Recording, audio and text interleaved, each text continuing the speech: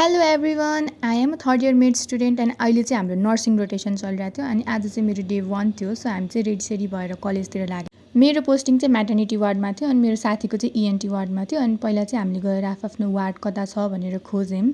हाम्रो ड्युटी चाहिँ 1 बजेबाट स्टार्ट थियो अनि हामीलाई पहिला ओरिएन्टेसन दिनुभयो कि कता के छ भनेर सब रुमहरू हामीले थाहा पायौँ।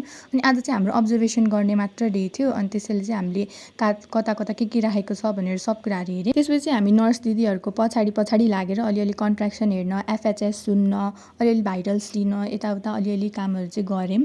अनि 4:30 भएपछि हामीलाई ब्रेक दिनुभएको थियो अनि म चाहिँ ब्रेकमा कुद्दै आफ्नो साथीको वार्डमा गएँ। त्यो पनि सेम फ्लोरमै थियो। ब्रेकपछि चाहिँ वार्डमा आएपछि दिदीहरूले चाहिँ ब्लड ड्र गर्दै हुनुहुन्थ्यो नि, हामीले पनि सिक्नुपर्छ भन्दै हामी अलिअलि नाटक गर्न थाल्यौँ। त्यसपछि चाहिँ हामीले पेसेन्टको रेकर्ड किपिङ चाहिँ कहाँ गरिन्छ, कसरी गरिन्छ भन्ने पनि अलिकति अब्जर्भ गऱ्यौँ। अनि पेसेन्ट पनि आए हुनुहुन्थ्यो, एउटा डेलिभरी पनि भएको रहेछ अनि हामीले चाहिँ एउटा न्यू बोर्न बेबी पनि हेऱ्यौँ।